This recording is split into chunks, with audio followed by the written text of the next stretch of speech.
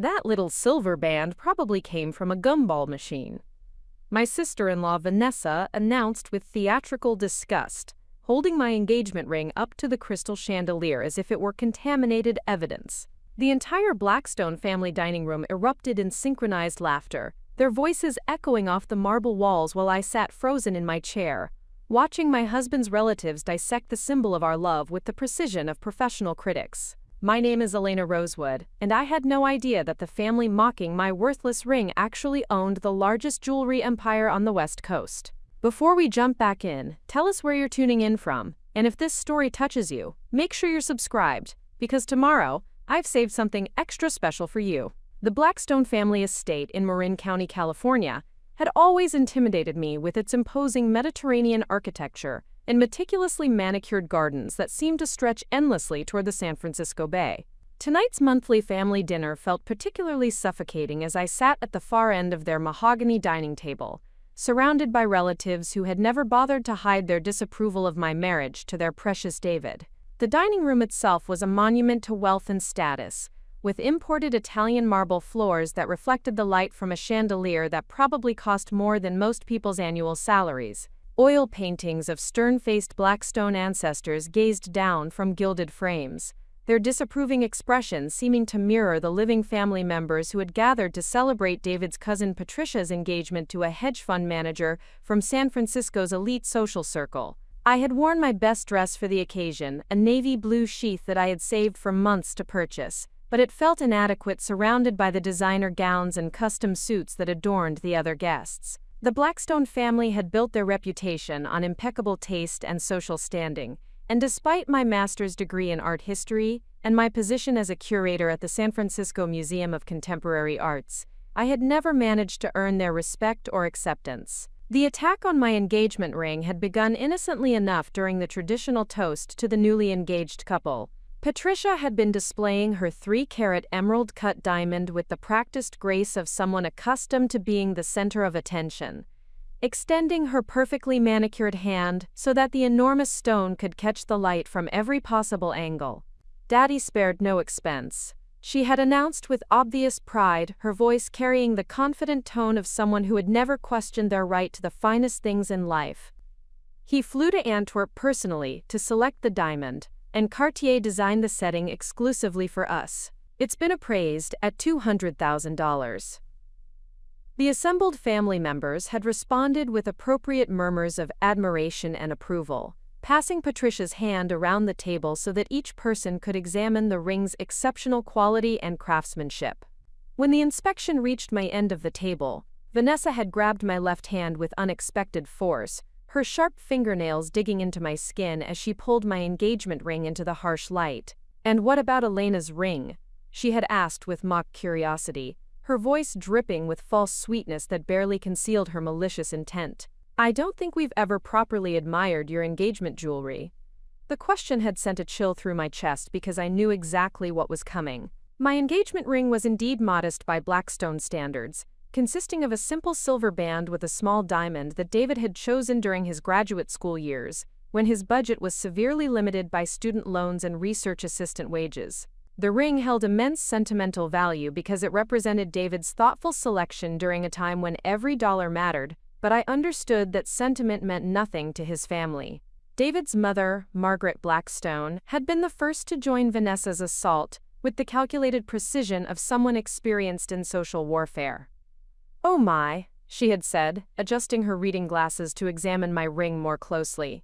"That's certainly distinctive. I suppose different people have different ideas about appropriate engagement jewelry."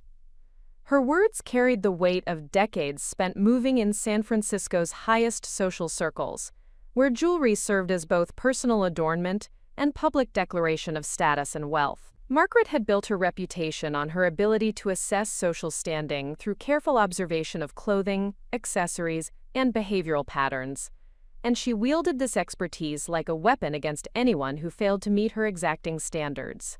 David's father, Robert Blackstone, had remained diplomatically silent during the initial examination, but his expression conveyed clear disapproval as he observed the family's treatment of my ring.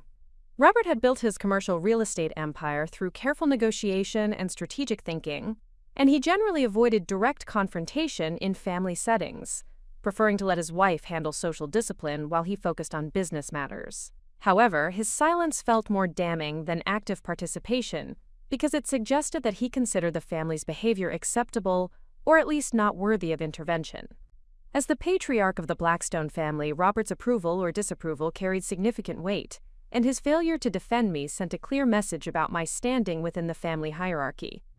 Uncle Charles, Margaret's brother and a prominent attorney specializing in estate planning for wealthy families, had taken a more analytical approach to the ring examination. The craftsmanship appears adequate, he had pronounced with the detached tone of someone conducting a professional assessment, though the diamond is quite small, perhaps a quarter carat at most. The setting is simple silver rather than platinum or gold. His clinical evaluation had somehow felt more devastating than the openly hostile comments, because it reduced my engagement ring to a series of objective measurements that highlighted its modest nature, without acknowledging any emotional significance or personal meaning that the piece might possess. Cousin James, Patricia's younger brother, who worked in investment banking and never missed an opportunity to display his financial acumen, had taken the evaluation in a more overtly cruel direction. I'd estimate the total value at maybe $300, possibly less if it was purchased from a chain jewelry store, quote, he had announced with obvious satisfaction. That's roughly what I spent on cufflinks last week. His comment had triggered another wave of laughter from the assembled family members, their amusement growing more pronounced as they recognized the enormous disparity between Patricia's engagement ring and mine. The mathematical comparison was stark and humiliating. Her ring cost more than 600 times the value of mine, a ratio that seemed to encapsulate everything the Blackstone family believed about appropriate standards and social expectations. Vanessa had pressed her advantage by examining my ring even more closely, holding it up to the light and rotating it slowly as if she were a professional appraiser conducting a thorough assessment. The diamond has several visible inclusions, she had announced with theatrical dismay, and the color grade appears to be quite low. I'm surprised they even bothered to set such a poor quality stone. Her expertise in gemstone evaluation had surprised me because I had never known Vanessa to demonstrate particular knowledge about jewelry beyond her obvious appreciation for expensive pieces. However, her confident assessment of my diamond's flaws suggested either genuine expertise or carefully researched preparation for this moment of public humiliation. The family's collective attention had focused on my ring with an intensity that felt almost predatory, as if they were conducting a formal investigation into my worthiness to join their prestigious family. Each comment had built upon the previous observations, creating a comprehensive critique that left no aspect of my engagement jewelry unexamined or uncriticized. Throughout this ordeal, I had maintained careful control over my facial expression and body language, drawing upon years of experience dealing with difficult museum donors and demanding collectors who often used their wealth as a weapon to intimidate or manipulate cultural institutions. My professional training had taught me to remain composed under pressure while navigating complex social dynamics that often involved significant financial stakes and fragile egos. However, the personal nature of this attack felt different from professional challenges, because it targeted something deeply meaningful to me while simultaneously questioning my husband's judgment and financial capacity. The ring represented David's love and commitment during a crucial period in our relationship, and hearing it dismissed as worthless felt like an assault on our shared history and emotional connection. I had also recognized the strategic nature of the family's coordinated attack, understanding that this was not spontaneous criticism, but rather a carefully orchestrated campaign designed to reinforce my outsider status and highlight the cultural and economic differences between my background and their expectations. The timing of the attack, during Patricia's engagement celebration, seemed particularly calculated to create maximum contrast between their family's success and my perceived inadequacy. My husband David had remained conspicuously silent throughout his family's examination of my ring, his attention apparently focused on the elaborate meal that the household staff had prepared for the evening celebration. David worked as a research scientist at Stanford University, specializing in materials engineering with applications in sustainable technology, and he often retreated into professional contemplation when faced with uncomfortable social situations. His silence during this particular confrontation felt especially painful because I had expected him to defend our choice or at least redirect the conversation toward less personal topics. David generally avoided conflict with his family, preferring to maintain peaceful relationships rather than challenge their attitudes or behaviors. But his failure to support me during this public humiliation suggested either cowardice or agreement with their assessment. When Vanessa had directly asked him about his engagement ring selection process, David had mumbled something about graduate school budgets and practical considerations, his response lacking the conviction or pride that I had hoped to hear. His defensive tone had only encouraged his family's continued criticism, while failing to acknowledge the thoughtfulness and love that had motivated his original choice. The contrast between David's usual confidence in professional settings and his diminished presence during family gatherings had always troubled me, but tonight's complete capitulation to their bullying felt like a betrayal of our relationship and shared values. I had married a brilliant scientist who could present complex research to international conferences, yet he seemed incapable of defending his own wife against his family's petty cruelty. Preparing and narrating this story took us a lot of time, so if you are enjoying it, subscribe to our channel. It means a lot to us. Now back to the story. This attack on my engagement ring represented the culmination of 3 years of subtle and not-so-subtle criticism that had characterized my relationship with the Blackstone family since David and I had begun dating seriously. Their disapproval had manifested in countless small ways: forgotten invitations to family events, dismissive comments about my career in the arts, and constant references to other women they considered more suitable for David. Margaret had frequently mentioned daughters of family friends who worked in more prestigious or lucrative fields, women with trust funds and social connections that would enhance rather than diminish the Blackstone family's standing in San Francisco society. These comparisons had always been couched in seemingly innocent conversation, but their message was unmistakable. I was not the daughter-in-law they had envisioned for their son. The family's criticism had extended beyond my personal characteristics to encompass my entire background, including my middle-class upbringing in Sacramento, my state university education rather than an Ivy League degree, and my family's lack of social prominence or significant wealth. They had never directly stated that these factors made me unsuitable for David, but their attitudes and behaviors had consistently communicated their disapproval. Tonight's focus on my engagement ring felt like the most personal and cruel manifestation of their ongoing campaign to establish my inadequacy and highlight the mistake they believed David had made in choosing me as his partner. The ring served as a perfect symbol for their broader critique because it represented both my modest background and David's financial limitations during our courtship. The Blackstone family's wealth and social position had been built over 3 generations through strategic business investments and carefully cultivated relationships within San Francisco's elite circles. Robert's grandfather had established the family's foundation through successful real estate speculation during the city's post-earthquake reconstruction period, purchasing damaged properties at reduced prices and profiting enormously from the subsequent recovery and development. Robert's father had expanded the family's holdings through commercial real estate development throughout the Bay Area, building shopping centers and office complexes that generated substantial rental income while increasing the family's political and social influence. The family's wealth had grown exponentially during the technology boom, as their commercial properties became increasingly valuable and sought after by expanding companies. Margaret's family background had complemented Robert's business success through her connections to established San Francisco society, including relationships with prominent families in banking, shipping, and retail industries.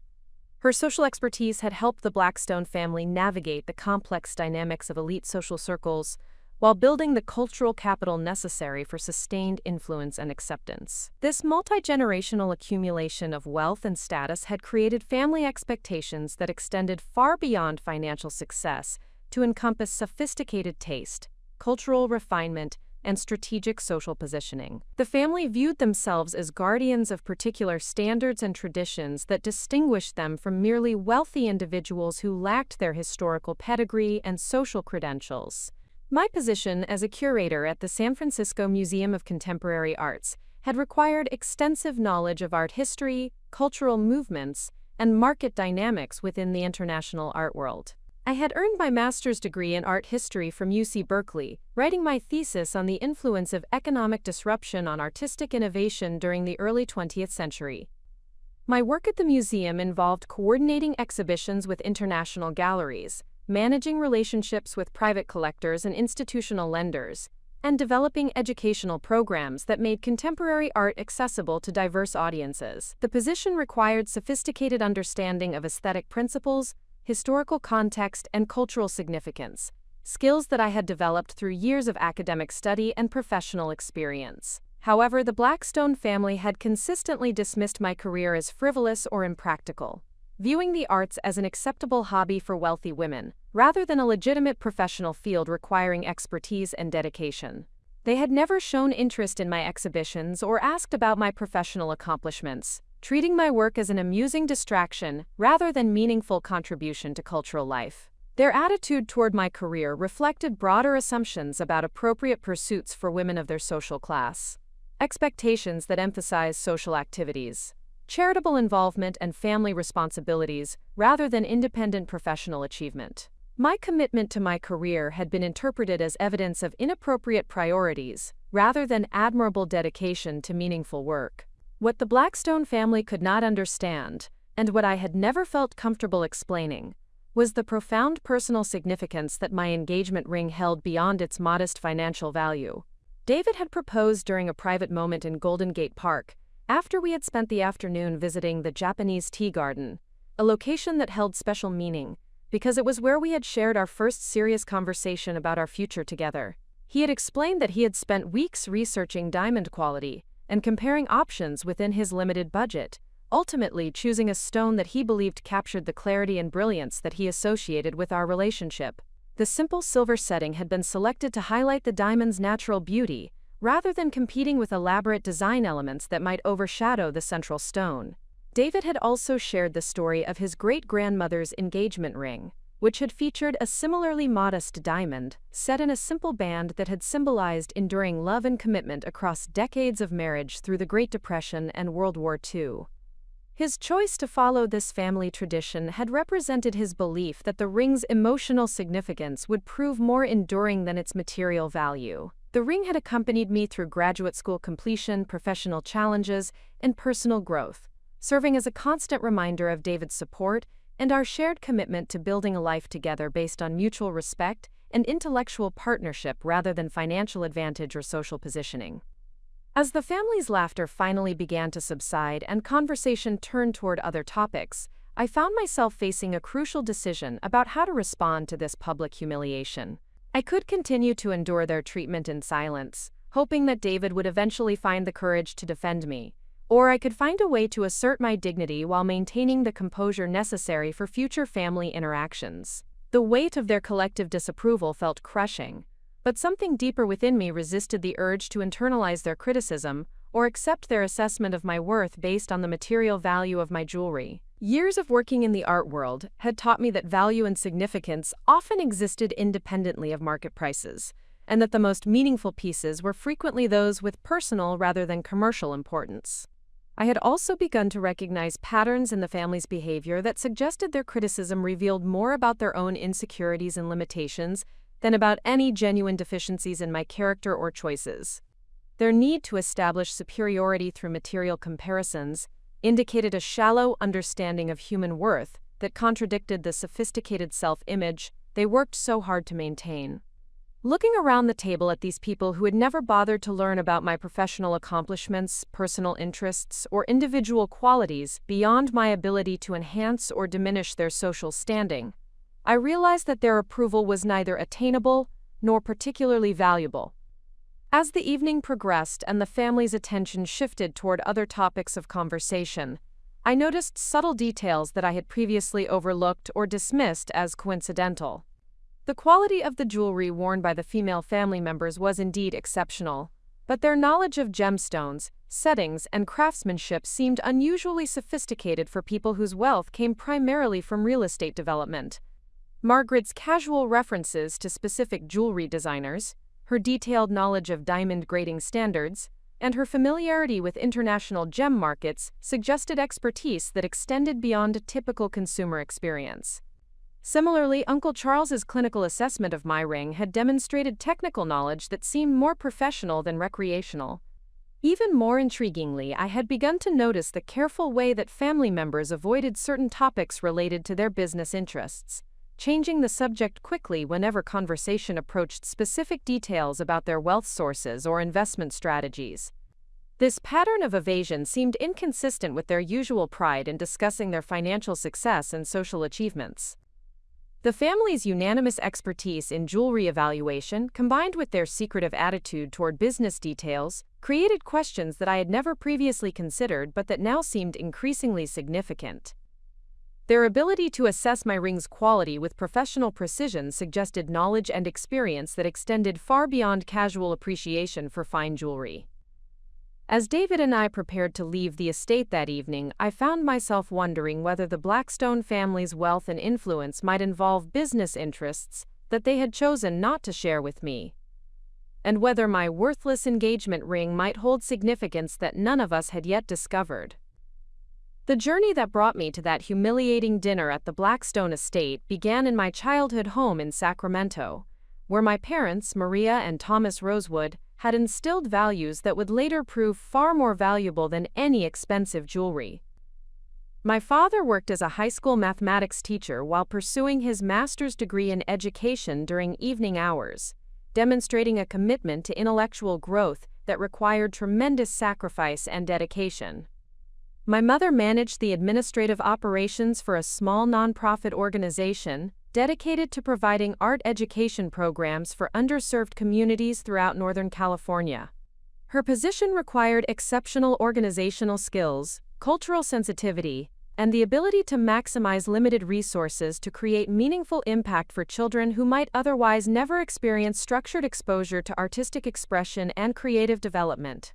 Our modest two-bedroom house on Elm Street represented stability and love, rather than luxury, with family dinners around a kitchen table that had been purchased second-hand but maintained with pride and care.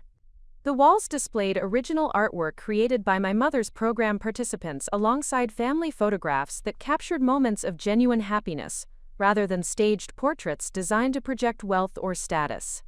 Financial constraints were a constant reality during my formative years, but my parents approached these limitations as opportunities to teach creativity, resourcefulness, and appreciation for experiences over material possessions. Summer vacations consisted of camping trips to Northern California's state parks, where we explored natural beauty that required no admission fees, while developing appreciation for environments that could not be purchased or owned. My fascination with art and design emerged during these family camping expeditions, where I spent hours sketching wildflowers, rock formations, and architectural details of historic buildings in small towns we visited along our routes. My parents encouraged this interest by purchasing art supplies that stretched their budget, but demonstrated their commitment to nurturing my developing talents and intellectual curiosity.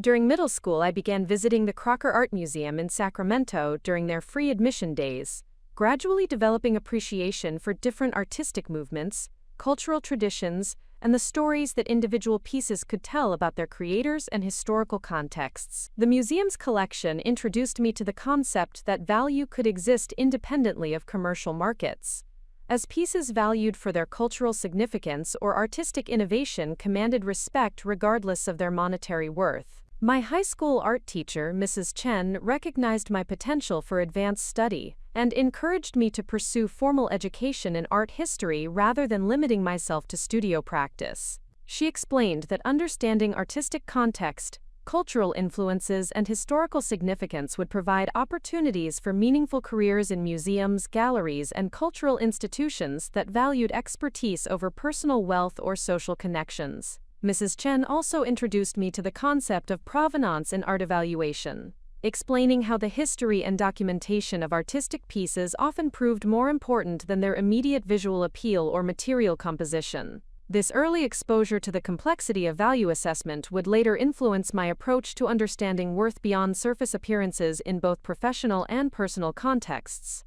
My acceptance to UC Berkeley's art history program represented the culmination of years of academic excellence achieved through disciplined study habits and genuine intellectual curiosity, rather than expensive tutoring or family connections. The scholarship I received covered tuition costs but required maintaining exceptional grades while working part-time positions to support living expenses in one of California's most expensive metropolitan areas. During my undergraduate years, I developed expertise in multiple art historical periods, while specializing in the intersection between economic disruption and artistic innovation.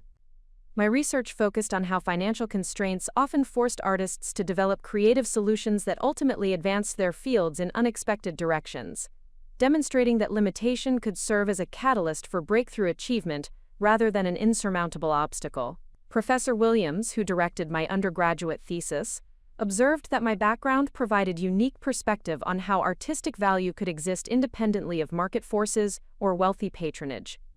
My analysis of Depression-era artwork revealed patterns showing that financial hardship often produced the most culturally significant and enduring artistic contributions, challenging conventional assumptions about the relationship between resources and creative achievement. My thesis research required extensive archival work, interviewing elderly artists and their families about their experiences during periods of economic uncertainty. These conversations revealed that many artists viewed their financial constraints as liberating forces that freed them from commercial pressures and allowed pursuit of authentic artistic vision without compromise to market demands or wealthy collector preferences. My graduate studies at UC Berkeley provided opportunities to work with internationally recognized scholars while developing expertise in contemporary art movements, museum administration, and cultural programming. The program required balancing theoretical study with practical experience, leading to internships at regional museums and galleries,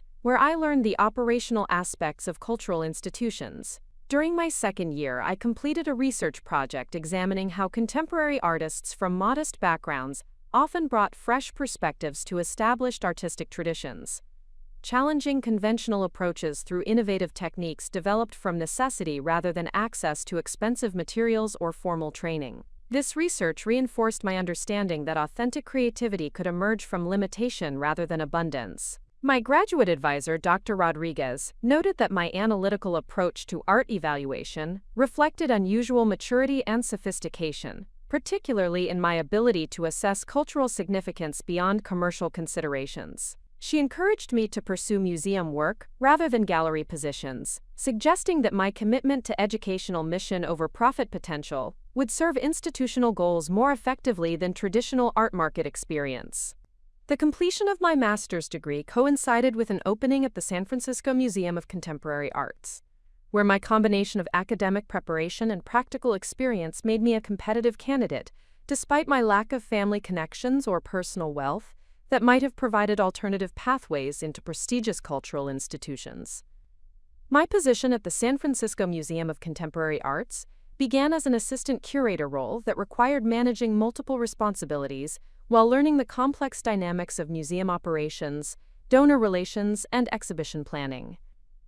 The cultural institution's mission emphasized making contemporary art accessible to diverse audiences while maintaining scholarly standards that commanded respect from international art communities.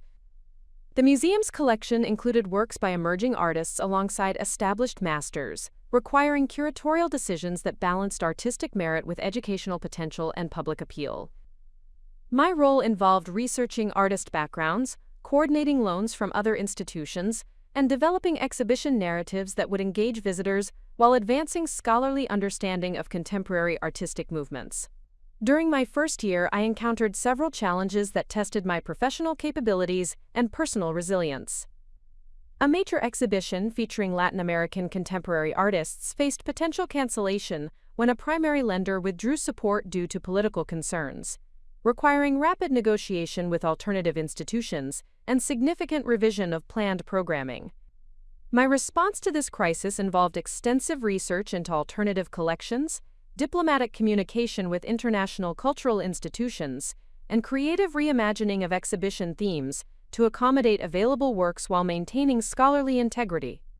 The resulting exhibition received positive critical reception and attracted record attendance, establishing my reputation for problem-solving under pressure and delivering successful outcomes despite challenging circumstances. Working with contemporary artists provided daily exposure to individuals who had achieved recognition through authentic creative vision rather than financial advantages or social connections. Many of the museum's featured artists had developed their distinctive styles while facing significant economic constraints, using limited resources to create works that commanded international attention and critical acclaim. These artists often described how financial limitations had forced them to experiment with unconventional materials, develop innovative techniques, and pursue artistic directions that wealthier artists might have avoided due to commercial considerations. Their stories reinforced my understanding that authentic achievement often emerged from overcoming obstacles rather than avoiding them through privilege or advantage. One particularly influential conversation occurred with Carlos Mendez, a sculptor whose work had gained international recognition despite his background as the son of migrant farm workers. He explained that his most successful pieces had been created using industrial materials salvaged from construction sites and agricultural equipment, transforming discarded objects into powerful artistic statements about labor, identity, and social justice.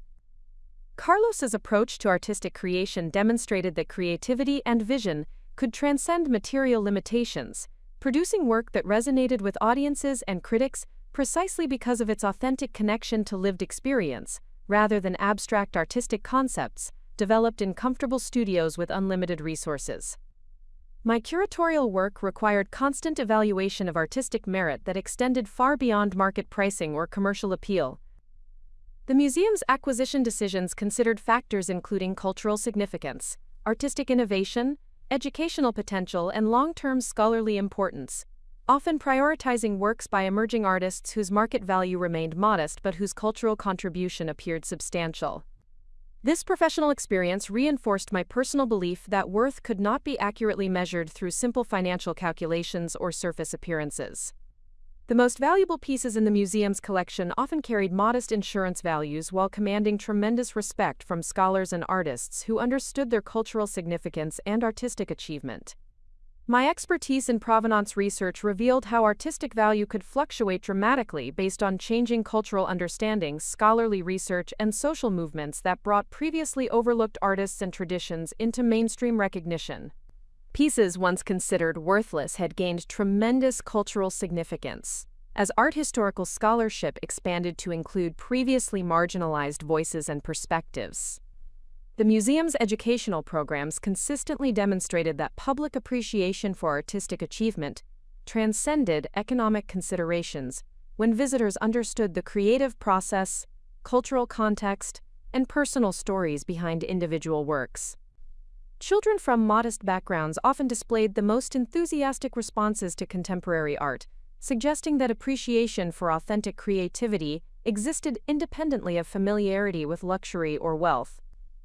My relationship with David began during my final year of graduate study, when we met at a campus lecture featuring a visiting scientist discussing the intersection between materials engineering and artistic conservation. His genuine interest in understanding how scientific principles could support cultural preservation revealed intellectual curiosity that extended beyond his specialized field of expertise.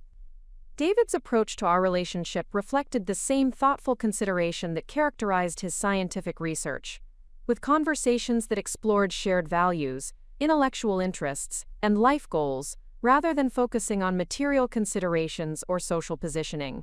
He expressed appreciation for my professional dedication and scholarly achievements, viewing my career as meaningful contribution to cultural life rather than amusing hobby or temporary pursuit. Our courtship developed through shared experiences that cost little money but provided opportunities for deep conversation and mutual discovery. We explored San Francisco's free museums, attended university lectures open to the public, and took long walks through neighborhoods where we discussed our observations about architecture, urban planning, and cultural diversity. When David proposed, his explanation of the ring selection process revealed careful consideration of my personal preferences and his desire to choose something that would remain meaningful, regardless of changing fashions or social expectations. He had researched diamond quality and setting options with the same methodical approach he applied to his scientific research, ultimately selecting a combination that he believed best represented the clarity and endurance he hoped our relationship would maintain. My advancement within the museum hierarchy resulted from successful exhibition coordination, scholarly publication, and recognition from international colleagues who valued my analytical approach and cultural sensitivity. Each completed project expanded my network of professional relationships while deepening my expertise in contemporary art movements and curatorial practice. The development of my professional reputation required consistent demonstration of competence, integrity, and innovative thinking, rather than reliance on family connections or personal wealth. Colleagues and supervisors evaluated my contributions based on scholarly merit, organizational capabilities, and ability to advance institutional goals through creative problem-solving and diplomatic communication. My publication record included articles in respected art journals, exhibition catalogs for major shows, and collaborative research projects with scholars from universities and museums throughout North America and Europe. This scholarly work established my credibility within international art communities while contributing to academic understanding of contemporary artistic movements and cultural trends. Recognition from professional organizations reflected peer appreciation for my commitment to museum education, support for emerging artists, and efforts to expand public access to contemporary art. These honors carried no financial rewards but represented acknowledgement from respected colleagues who understood the challenging nature of museum work and the dedication required for sustained excellence. My work experience provided daily exposure to artists, collectors, and cultural figures from diverse backgrounds, revealing the complex relationship between personal wealth and artistic appreciation. Some of the museum's most generous supporters possessed modest personal resources but demonstrated deep understanding of artistic merit and cultural significance. Conversely, several wealthy donors displayed limited knowledge of contemporary art movements despite their financial capacity to acquire expensive pieces. Their collecting decisions often reflected investment considerations or social positioning rather than genuine appreciation for artistic achievement or cultural contribution. This professional exposure reinforced my understanding that cultural sophistication and aesthetic appreciation developed through education, experience, and intellectual curiosity rather than financial resources or social positioning. The most insightful commentary about contemporary art frequently came from visitors with modest backgrounds, who brought fresh perspectives unburdened by conventional assumptions about artistic value. My curatorial philosophy emphasized making contemporary art accessible to diverse audiences, while maintaining scholarly integrity and educational mission. This approach required balancing intellectual rigor with clear communication, creating exhibitions that could engage both sophisticated art enthusiasts and visitors encountering contemporary art for the first time. The combination of my educational background, professional experience, and personal values had prepared me to navigate complex situations that required maintaining dignity while facing criticism or dismissal from individuals who might possess greater financial resources but lacked understanding of true cultural value or personal worth. My years in the art world had taught me that authentic achievement required persistent effort, intellectual honesty, and commitment to meaningful goals, rather than pursuit of external validation or material accumulation. The most respected figures in contemporary art communities earned recognition through contributions to cultural understanding rather than displays of wealth or social connections. This foundation would prove essential when facing the Blackstone family's assessment of my worth based solely on the commercial value of my engagement ring. Their inability to recognize value beyond market pricing revealed limitations in their understanding rather than deficiencies in my character or choices. The evening at the Blackstone estate had crystallized my recognition that their approval was neither attainable through conventional means nor particularly valuable, given their shallow approach to evaluating human worth and cultural significance. My professional training and personal experience had equipped me to maintain perspective while navigating their attempts to establish superiority through material comparisons. The morning following the humiliating dinner at the Blackstone estate, I awoke with a clarity of purpose that surprised me with its intensity and focus. The emotional sting of their coordinated attack on my engagement ring had transformed overnight into something more powerful and productive. A determination to understand exactly who these people were and what gave them the authority to judge my worth with such confident dismissal. David had already departed for his laboratory at Stanford University, leaving behind only a brief note apologizing for his family's behavior and promising that we would discuss the evening's events when he returned that afternoon. His absence provided the solitude necessary to process what had occurred and develop a strategic response that would serve my long-term interests, rather than simply satisfying immediate emotional needs for vindication or revenge. I prepared my morning coffee using the precise ritual that had sustained me through graduate school challenges and professional crises, finding comfort in the familiar routine, while my mind analyzed the previous evening's interactions with the systematic approach that had served me well in curatorial research and exhibition planning. The Blackstone family's behavior patterns revealed more about their character and motivations than they likely intended to communicate. The drive to my office at the San Francisco Museum of Contemporary Arts provided additional time for reflection and planning, as I navigated the familiar route while considering how my professional expertise in research and cultural analysis could be applied to understanding the dynamics that had created such a hostile environment at what should have been a celebratory family gathering. My arrival at the museum coincided with the beginning of what promised to be a demanding day focused on finalizing arrangements for our upcoming exhibition featuring contemporary sculptors from the Pacific Northwest region. However, the intensity of my curiosity about the Blackstone family's true business interests made concentration on routine curatorial tasks nearly impossible, despite my usual professional discipline and organizational capabilities. During my lunch break, I began preliminary research into the Blackstone family's business holdings, using the same methodical approach that had proven successful in authenticating artwork and establishing provenance for museum acquisitions. Public records revealed the expected commercial real estate investments and property development projects that aligned with their stated business activities. But something about the scope and scale of their wealth suggested additional revenue sources that were not immediately apparent. The San Francisco business community operated as an interconnected network where successful families often diversified their interests across multiple industries while maintaining carefully cultivated public images that emphasized their most respectable and socially acceptable ventures. My experience working with wealthy museum donors had taught me that the most substantial fortunes often included business activities that owners preferred to keep private from casual social acquaintances.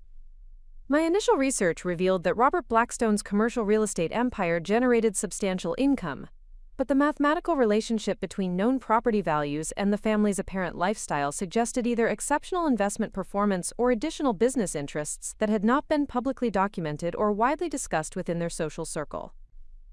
The decision to investigate the Blackstone family's business activities more thoroughly represented a conscious choice to channel my emotional response to their humiliation into productive action that might yield valuable information. My professional training had taught me that knowledge represented power in negotiations and relationships, and understanding my opponent's true circumstances would provide strategic advantages in future interactions. This investigation would also serve as a personal test of my analytical capabilities and professional skills outside the familiar context of art historical research. The methodology remained essentially identical: systematic examination of available evidence, careful documentation of findings, and logical analysis of patterns that might reveal hidden connections or undisclosed information. My approach would emphasize discretion and professionalism, rather than confrontational tactics that might alert the family to my research activities. The goal was to understand their true circumstances and business interests, rather than to gather ammunition for immediate retaliation or public embarrassment that would ultimately reflect poorly on my character and judgment. The investigation would proceed methodically over several weeks, allowing sufficient time for thorough research while maintaining my regular professional responsibilities and avoiding any behavior that might raise suspicions about my activities or motivations. This patient approach reflected my understanding that valuable information often emerged gradually through persistent effort rather than aggressive pursuit.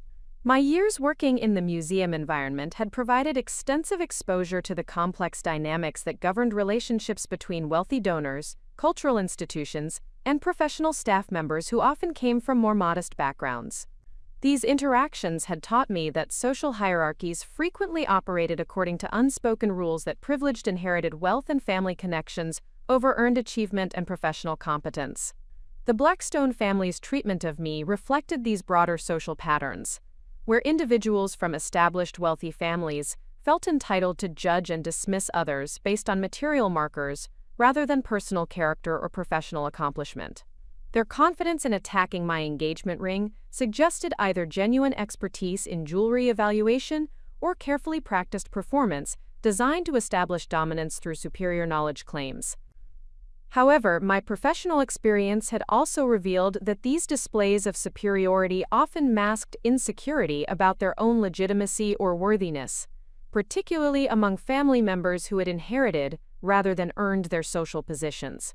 The most aggressive critics frequently possessed the least genuine expertise, compensating for their limitations through loud assertions and group validation. This psychological understanding would inform my approach to future family interactions, where maintaining dignity and composure would serve my interests more effectively than defensive responses or emotional reactions that might provide them with additional opportunities for ridicule or dismissal. My approach to investigating the Blackstone family's business interests would follow established principles of scholarly research that had proven successful in my curatorial work: systematic examination of multiple sources, careful verification of information through independent confirmation, and logical analysis of patterns that might reveal previously unrecognized connections or significance. The investigation would begin with publicly available information including business registrations, property records, and newspaper coverage of family activities or business developments. This foundation would establish the basic framework of their known business interests, while identifying gaps or inconsistencies that might suggest additional activities or undisclosed ventures. Subsequent research phases would involve more sophisticated techniques, including industry databases, professional networks, and confidential sources, who might possess insider knowledge about Bay Area business activities that were not widely publicized or documented in accessible records. My professional relationships within the cultural community provided potential access to information networks that included wealthy collectors and business leaders. The final research phase would focus on connecting discovered information to explain the patterns I had observed during family interactions, particularly their unanimous expertise in jewelry evaluation and their secretive attitude toward discussing specific business details. This analysis would determine whether their behavior reflected genuine knowledge or carefully maintained pretenses designed to project sophistication and expertise. My decision to investigate the Blackstone family's circumstances was motivated by intellectual curiosity and professional pride, rather than vindictive desires for revenge or emotional satisfaction. The systematic dismissal of my worth based on superficial material assessments had challenged my understanding of their authority and expertise, creating legitimate questions about the foundation of their confident judgments. This investigation represented an opportunity to apply my professional research capabilities to a personal challenge, while maintaining the ethical standards and methodological rigor that governed my curatorial work. The process would yield valuable information regardless of specific findings, either confirming their expertise and social authority or revealing limitations that would inform my future relationship strategies. My professional training emphasized the importance of evidence-based conclusions and objective analysis that transcended personal emotional involvement or desired outcomes. This disciplined approach would ensure that my findings reflected actual circumstances rather than wishful thinking or selective interpretation of ambiguous information. The investigation would also serve as professional development, expanding my research capabilities beyond art historical subjects while demonstrating my ability to apply analytical skills to contemporary business and social contexts that might prove valuable in future curatorial work involving living artists and active collectors. The process of transforming my humiliation into productive research represented a personal milestone in developing emotional resilience and strategic thinking under pressure. Rather than internalizing their criticism or accepting their assessment of my worth, I had chosen to channel negative emotions into positive action that would increase my knowledge and potentially strengthen my position in future interactions. This response pattern reflected lessons learned through years of navigating challenging professional situations, where maintaining composure and focusing on productive solutions had proven more effective than emotional reactions or defensive behaviors. The art world's competitive environment had taught me that success required persistence and strategic thinking rather than immediate gratification or emotional satisfaction. My ability to maintain professional standards while pursuing personal interests demonstrated the integration of my scholarly training with practical life applications. The investigation would proceed according to the same principles that governed my curatorial work: methodical preparation, careful execution, and objective analysis of results. This disciplined approach would also protect me from potential criticism about my motivations or methods, ensuring that any discoveries resulted from legitimate research rather than questionable tactics that might undermine my professional reputation or personal integrity. My investigation into the Blackstone family's business interests would proceed without alerting David to my activities, recognizing that his conflicted loyalties between his family and our marriage created potential complications that could interfere with objective research or compromise my operational security. His inability to defend me during their attack demonstrated limitations in his capacity to support my interests when they conflicted with family harmony. This decision reflected my understanding that successful relationships required maintaining some degree of independence and personal agency rather than complete transparency about every activity or decision. My professional life had always operated independently of David's awareness or involvement, and this investigation represented a natural extension of my existing autonomy and decision-making authority. The separation between my research activities and our marital discussions would also protect David from potential conflicts of interest or ethical dilemmas that might arise if my investigation revealed information that placed him in difficult positions relative to his family relationships. This approach prioritized both our marriage and my investigative objectives. Future family interactions would proceed according to normal social protocols, while I gathered information through observation and careful questioning that appeared consistent with natural curiosity rather than systematic investigation.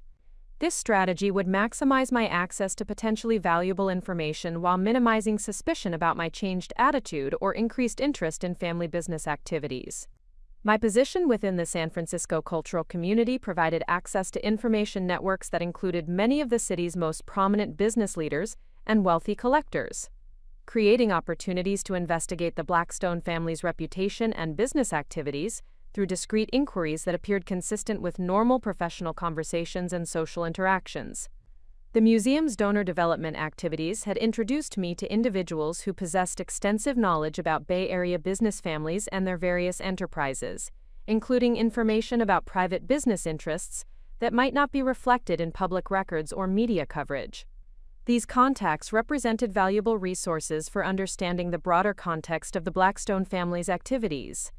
My relationships with other museum professionals throughout California provided additional access to information about wealthy families who supported cultural institutions, including knowledge about their business interests, family dynamics, and social reputations that might not be available through other sources. This network had proven valuable in previous research projects involving artist provenance and collector authentication. The activation of these professional relationships would require careful planning to ensure that my inquiries appeared consistent with legitimate curatorial research, rather than personal investigation that might raise questions about my motivations or professional ethics. This approach would protect both my reputation and my sources, while maximizing the potential for valuable information discovery. The investigation would proceed through carefully planned phases that balanced thoroughness with efficiency, recognizing that my professional responsibilities required significant time and attention that limited my available resources for personal research activities. Each phase would build upon previous discoveries while maintaining focus on specific information objectives that would contribute to overall understanding. Phase 1 would establish baseline knowledge about the Blackstone family's publicly known business interests through systematic examination of available records and documentation. This foundation would identify areas requiring additional investigation while confirming or correcting assumptions about their known activities and wealth sources. Phase 2 would expand the investigation to include less accessible information sources that might reveal business interests or activities not reflected in public records. This research would require more sophisticated techniques and potentially involve confidential sources who possessed insider knowledge about Bay Area business activities. Phase 3 would focus on synthesizing discovered information to determine whether the patterns I had observed during family interactions reflected genuine expertise or carefully maintained facades designed to project knowledge and sophistication that exceeded their actual capabilities and experience. My decision to investigate the Blackstone family's circumstances reflected a deeper commitment to understanding truth, rather than accepting surface appearances or inherited assumptions about social authority and expertise. Their confident dismissal of my worth demanded verification of their qualifications to make such judgments, particularly given their apparent expertise in areas that might not align with their stated business activities. This investigation represented my refusal to internalize their criticism without examining the foundation of their authority and expertise. My professional training had taught me that claims required evidence, and that expert knowledge could be verified through systematic investigation and analysis of available information. The pursuit of truth would serve justice regardless of specific findings, either confirming their expertise and social authority or revealing limitations that would explain their need to establish dominance through material comparisons and group intimidation tactics. Both outcomes would provide valuable information for future relationship strategies. This commitment to evidence-based understanding reflected my professional values and personal integrity, demonstrating that respect must be earned through demonstrated competence rather than inherited privilege or social positioning. The investigation would proceed according to these principles, regardless of personal cost or social complications that might result from discovered information. The first week of my investigation into the Blackstone family's business activities yielded results that seemed to confirm their legitimate authority and expertise in ways that challenged my hope of discovering significant limitations or pretenses. Public records revealed a commercial real estate empire that was indeed substantial and professionally managed, with properties throughout the Bay Area that generated impressive rental income and demonstrated sophisticated market timing in acquisitions and developments. Robert Blackstone's business credentials included membership in several prestigious real estate development organizations, board positions with regional economic development councils, and recognition from industry publications for innovative approaches to sustainable commercial construction. His professional reputation appeared genuinely earned through decades of successful business operations rather than inherited privilege or social connections alone. The family's real estate holdings included prime commercial properties in San Francisco's financial district, several shopping centers in affluent Marin County communities, and office complexes in Silicon Valley that housed technology companies paying premium rental rates. The mathematical relationship between these properties and the family's apparent wealth began to align more closely with my initial estimates, reducing the likelihood of significant undisclosed business interests. Margaret Blackstone's social credentials proved equally impressive, with leadership positions in several prominent charitable organizations and recognition for fundraising achievements that demonstrated both organizational capabilities and extensive network connections throughout Northern California's philanthropic community. Her social authority appeared based on genuine accomplishments rather than mere inherited status or family wealth. My discreet inquiries within the museum's donor community revealed that the Blackstone family was indeed well regarded within San Francisco's cultural circles, with several prominent collectors and gallery owners expressing respect for their taste and knowledge in various artistic fields. Margaret's involvement with jewelry-related charitable auctions had apparently provided her with legitimate expertise in gemstone evaluation and market assessment. Dr. Harrison, a respected art dealer who had worked with the museum on several major acquisitions, mentioned during a casual conversation that Margaret Blackstone possessed exceptional knowledge of antique jewelry and had served as an informal consultant for several estate evaluations involving significant collections. Her ability to assess my engagement ring's quality appeared to reflect genuine professional experience rather than superficial knowledge designed to impress or intimidate. Uncle Charles's legal background included specialization in estate planning for wealthy families, which required detailed understanding of asset valuation including jewelry, artwork, and other collectibles that comprised significant portions of his clients' portfolios. His clinical assessment of my ring's characteristics reflected professional expertise developed through years of evaluating valuable items for inheritance and tax purposes. Even Vanessa's apparent knowledge of gemstone quality and market values proved to have legitimate foundations, as further research revealed her involvement with a high-end jewelry boutique in San Francisco's Union Square district, where she served as a part-time consultant for customers seeking investment-grade pieces. Her confident critique of my diamond's inclusions and color grade reflected actual professional experience rather than pretentious posturing. The accumulating evidence of the Blackstone family's legitimate expertise in jewelry evaluation forced me to confront the uncomfortable possibility that their assessment of my engagement ring had been accurate from a purely technical and financial perspective. The ring that David had selected with such thoughtful consideration might indeed represent modest quality by the standards applied within circles where jewelry served as investment vehicles and status indicators. This realization created significant emotional conflict as I struggled to reconcile my deep personal attachment to the ring with growing acknowledgement of its limited commercial value and technical specifications. The sentimental significance that made the piece precious to me existed independently of its gemstone quality. But the family's criticism had been based on objective standards that were widely accepted within the jewelry industry. My professional experience evaluating artwork had taught me that personal meaning and market value often existed as separate considerations. But applying this principle to my own engagement ring proved more challenging than anticipated. The intellectual understanding that their assessment might be technically correct did not diminish the emotional impact of their public humiliation or reduce my resentment of their cruel delivery method. The investigation had also revealed that my initial assumptions about the family's pretensions and limitations might have been influenced by my desire to discover flaws that would justify dismissing their criticism rather than objectively evaluating their actual qualifications and expertise. This recognition required honest self-examination about my own motivations and potential biases in conducting the research.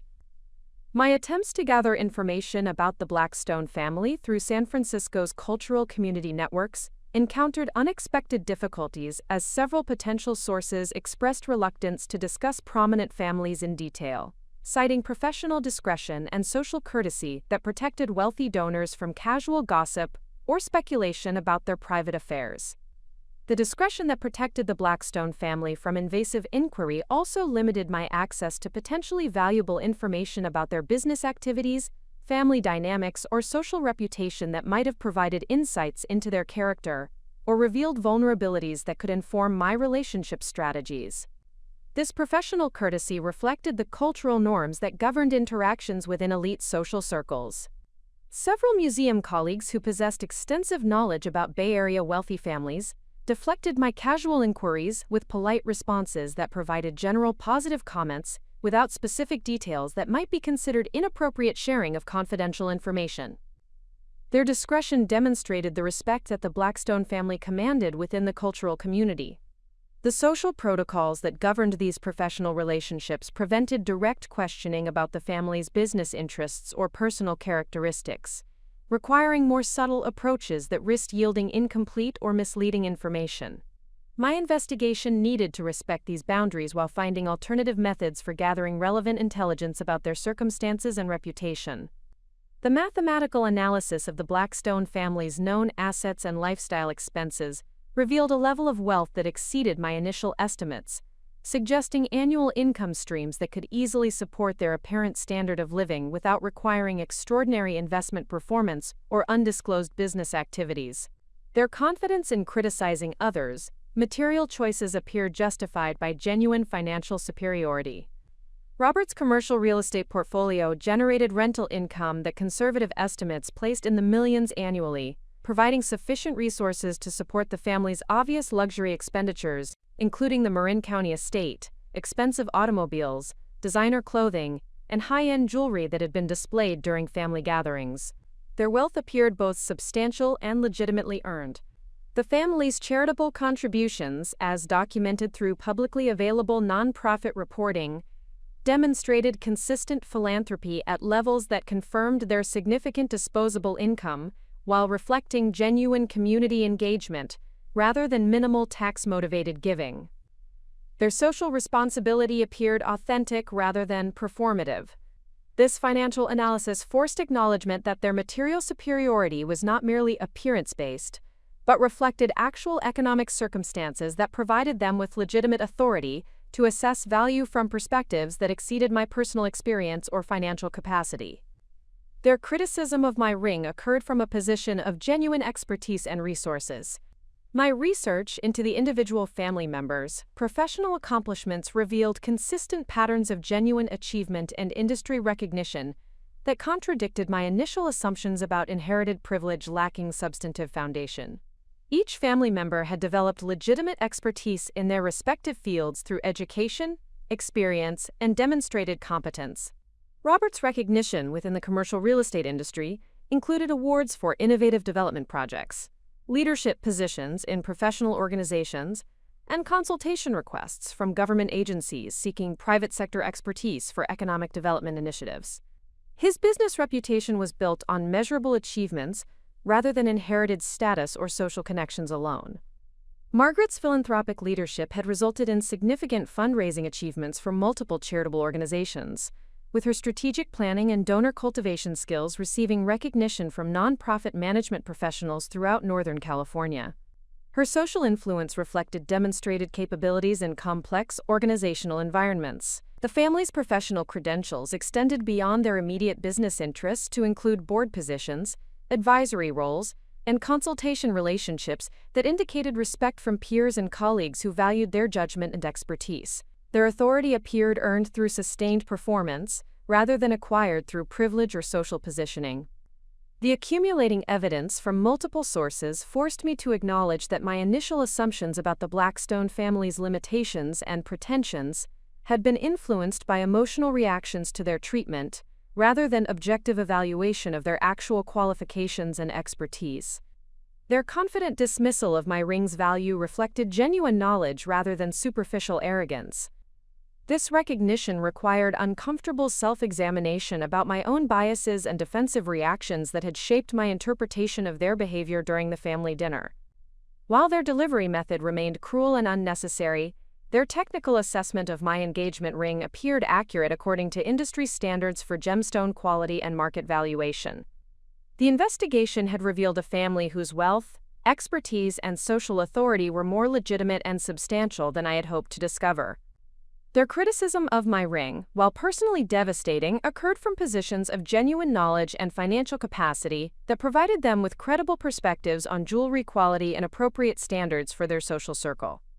My professional training in objective analysis demanded acknowledgement that evidence-based conclusions might not align with personal preferences or emotional needs for vindication. The research had provided valuable information about the family's circumstances, even though the findings challenged my initial hypotheses and desired outcomes. The discovery of the Blackstone family's legitimate expertise and substantial wealth required modification of my strategic approach to future family interactions. Recognizing that direct challenges to their authority would likely prove unsuccessful, given their genuine qualifications and resources. Alternative strategies needed to acknowledge their superior position while protecting my dignity and self-respect. My investigation had demonstrated that their confidence in jewelry evaluation reflected actual expertise rather than pretentious posturing, requiring acceptance that their criticism of my ring contained technical accuracy even if their delivery method remained inappropriate and unnecessarily cruel. This acknowledgement would inform more realistic expectations for future family relationships.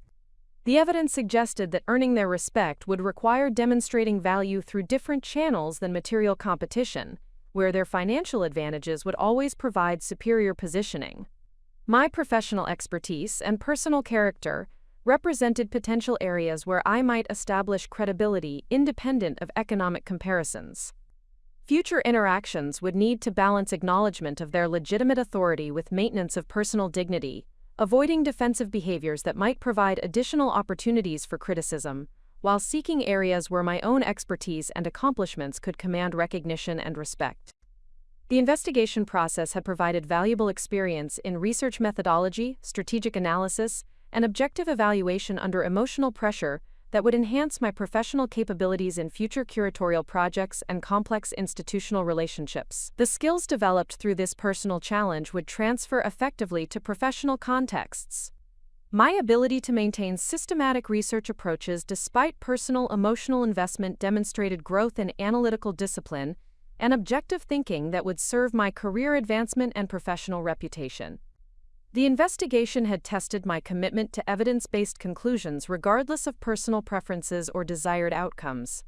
The experience had also revealed the importance of understanding social dynamics and professional networks within communities where cultural institutions operated, providing insights that would enhance my effectiveness in donor relations and institutional diplomacy that required navigating complex relationships with wealthy and influential individuals.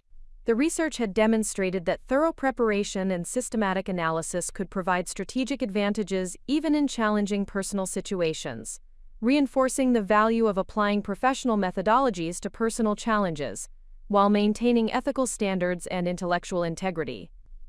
The confrontation with evidence that challenged my initial assumptions about the Blackstone family required significant emotional processing, as I reconciled my desire for vindication with growing acknowledgement of their legitimate authority and expertise.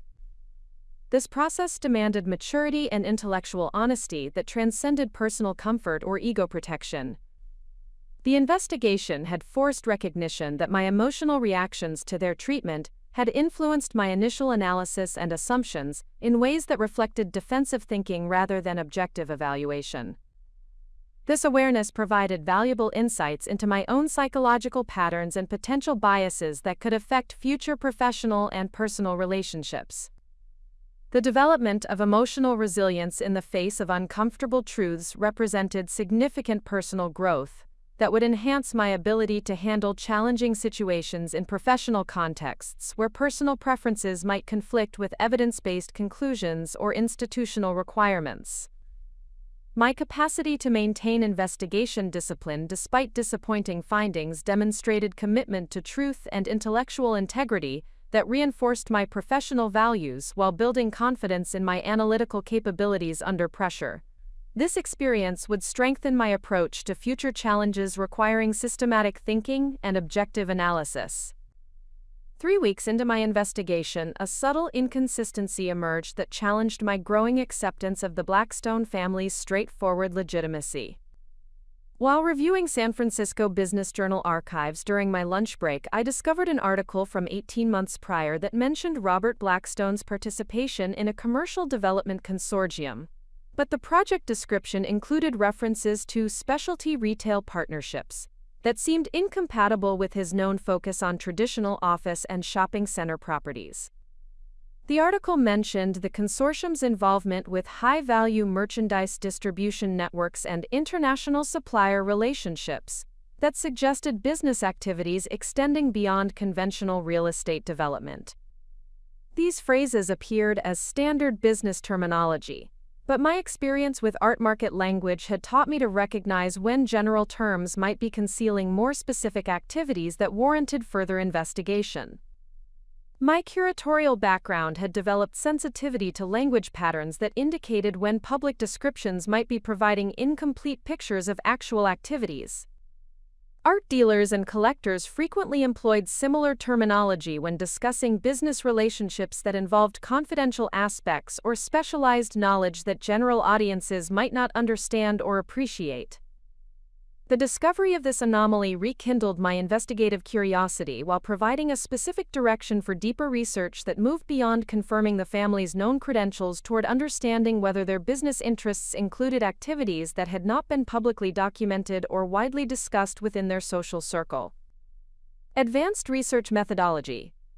My approach to investigating the specialty retail partnerships required more sophisticated research techniques than the public record searches that had characterized my initial investigation phase.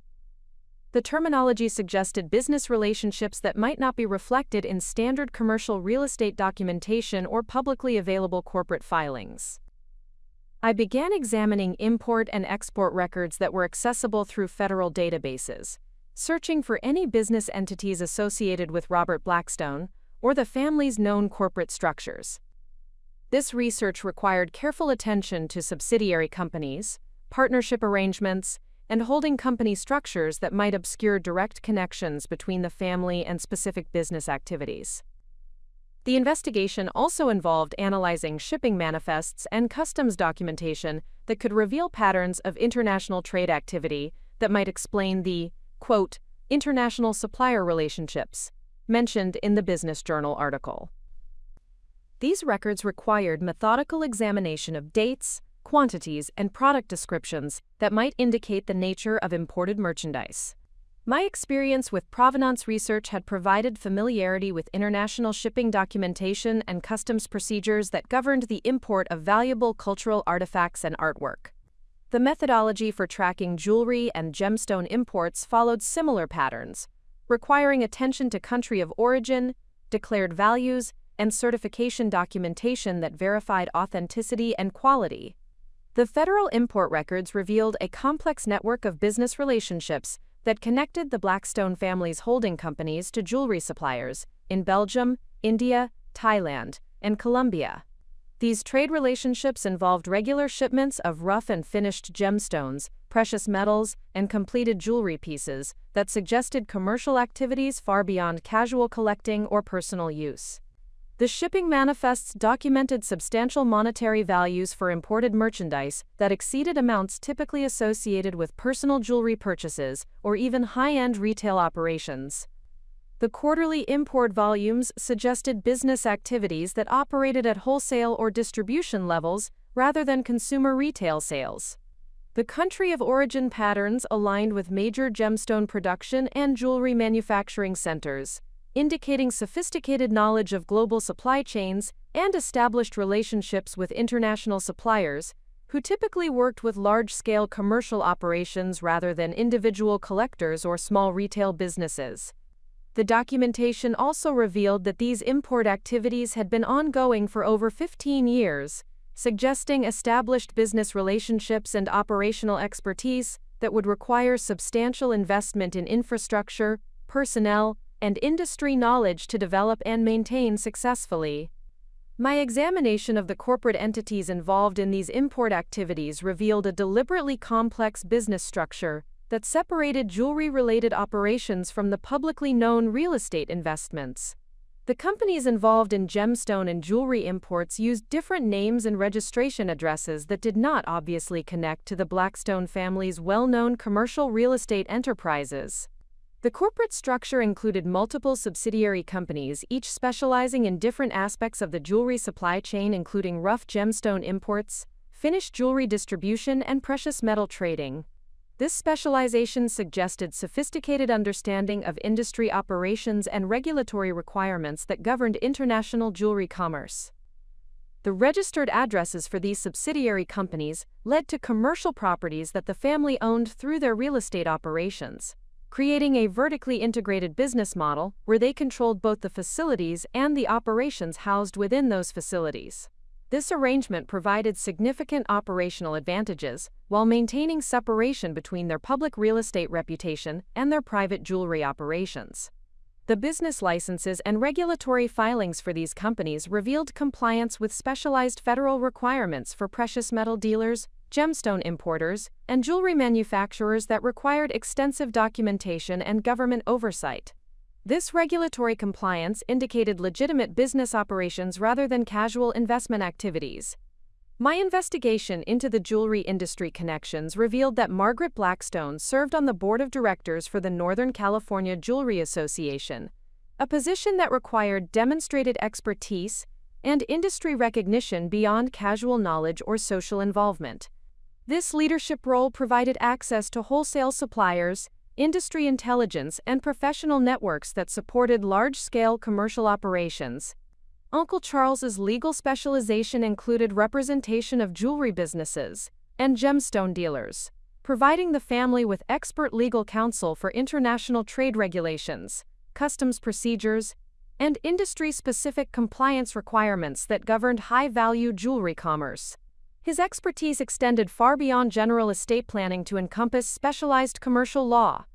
Vanessa's involvement with the Union Square Jewelry Boutique proved to be more significant than initially discovered, as further research revealed her ownership stake in the business and her role as a buyer who traveled internationally to source inventory from the same suppliers who provided merchandise to the family's wholesale operations. These professional connections created a comprehensive jewelry industry network that encompassed wholesale importing, retail sales, legal compliance, and industry leadership that demonstrated systematic involvement rather than casual interest or inherited knowledge.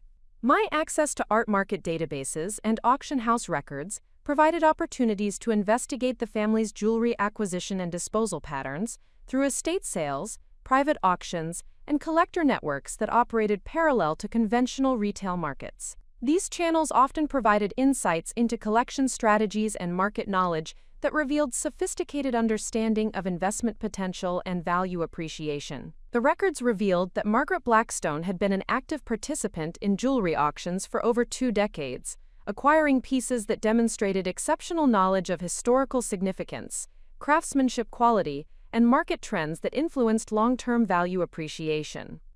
Her bidding patterns indicated professional-level expertise rather than casual collecting activities. The family's auction activities included both acquisitions and sales that suggested active portfolio management rather than passive collecting, indicating understanding of market timing and value optimization that required continuous monitoring of industry trends and pricing developments. These market activities generated documentation that revealed the scope of their jewelry holdings and the sophistication of their investment strategies, providing evidence of expertise that exceeded what would be expected from real estate professionals with casual interest in jewelry collecting. My deeper investigation confirmed that the family's technical knowledge of gemstone evaluation and jewelry craftsmanship reflected genuine professional expertise developed through years of hands-on experience with high-quality merchandise and industry training rather than superficial knowledge acquired through casual study or social exposure. Margaret's gemological credentials included certification from the Gemological Institute of America, representing intensive professional education that required mastering complex technical skills and demonstrating competency through rigorous examination procedures. This certification provided the foundation for expert-level evaluation capabilities that explained her confident assessment of my engagement ring's characteristics. The family's technical expertise extended to understanding cutting techniques, setting methods, and craftsmanship standards that indicated familiarity with production processes and quality control procedures that would be essential for successful wholesale operations and inventory management. Their knowledge of market segments, pricing structures, and consumer preferences reflected understanding of commercial dynamics that supported large-scale business operations rather than individual collecting activities or casual retail involvement. My discreet inquiries within jewelry industry networks revealed that the Blackstone family commanded significant respect among wholesale dealers, importers, and manufacturers who valued their business relationships and professional integrity. Their reputation within the industry exceeded their recognition in general business circles.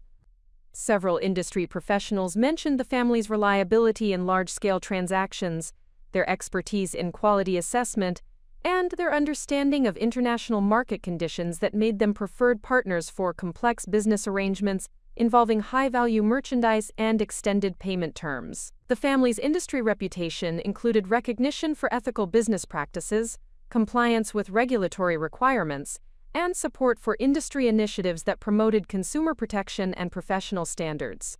This reputation required years of consistent performance and demonstrated commitment to industry values. Their standing within professional organizations and trade associations indicated peer recognition that reflected genuine contributions to industry development, rather than honorary positions based on social status or financial contributions alone.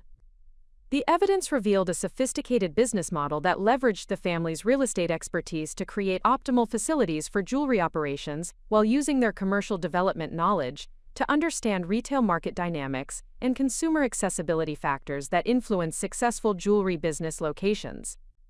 Their vertical integration strategy provided control over multiple aspects of the jewelry supply chain, while minimizing operational costs and maximizing profit margins through ownership of facilities, direct supplier relationships, and retail distribution channels that eliminated intermediate markup costs. The business model also incorporated risk management strategies that diversified their operations across different market segments, geographic regions, and price points that protected against localized market disruptions or economic downturns that might affect individual aspects of their operations.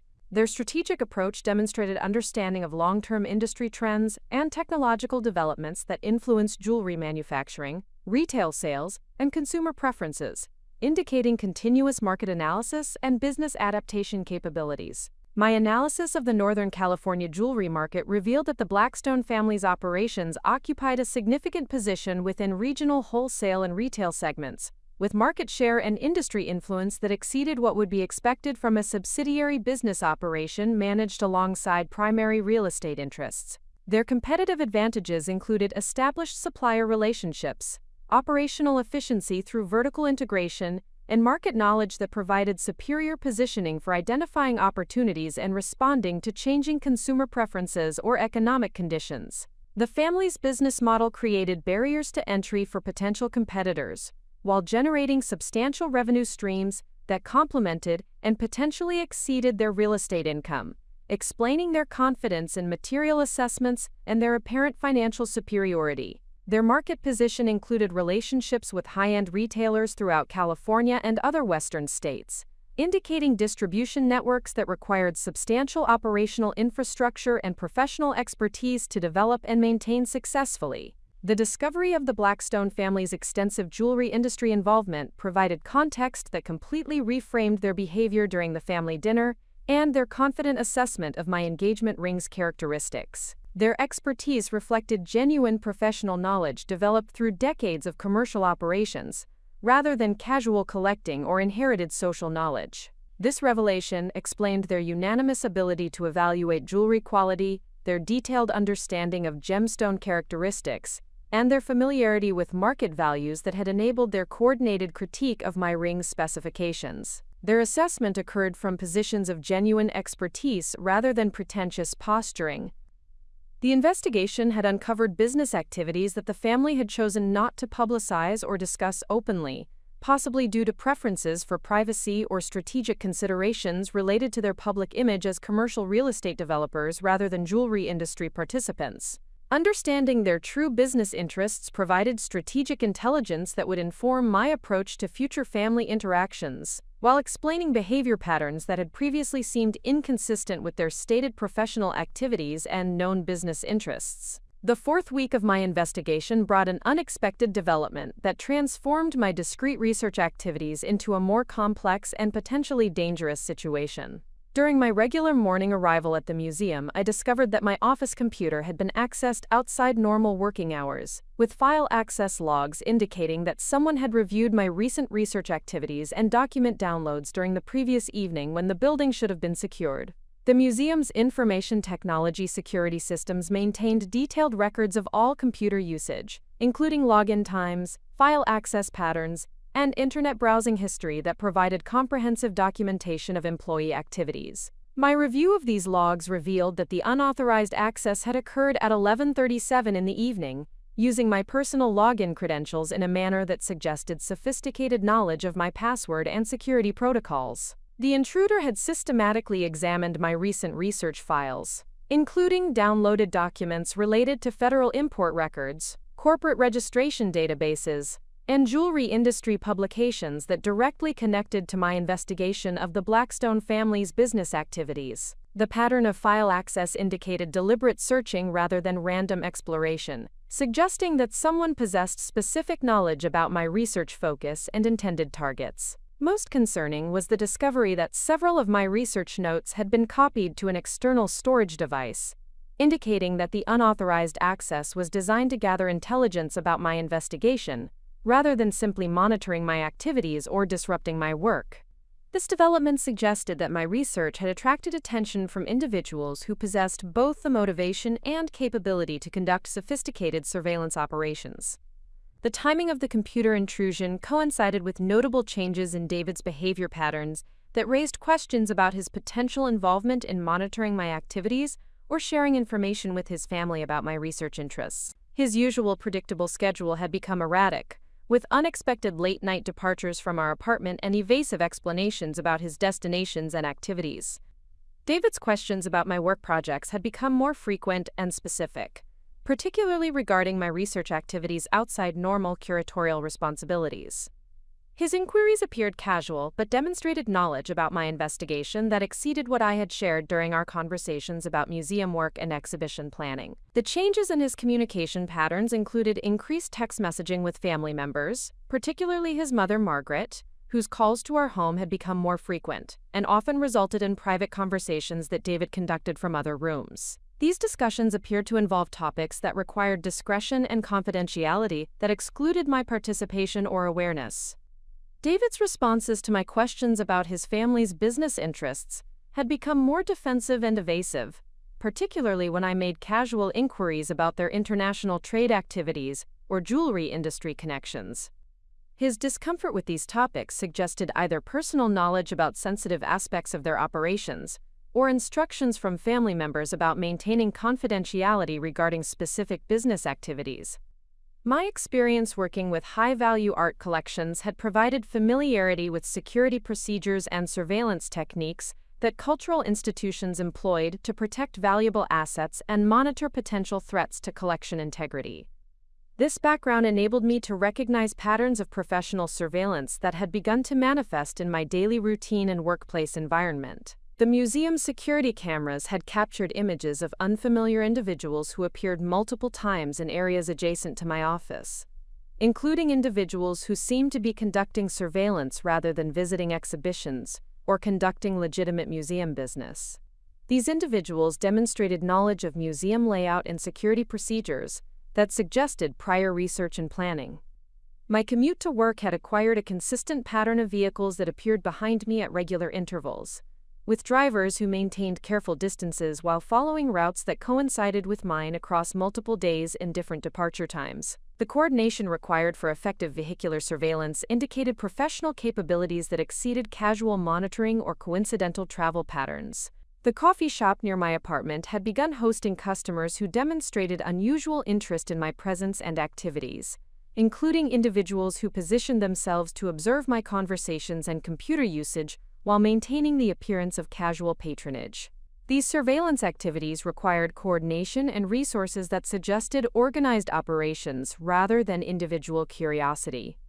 The unauthorized access to my office computer had created professional complications that threatened my employment security and reputation within the museum's administrative hierarchy.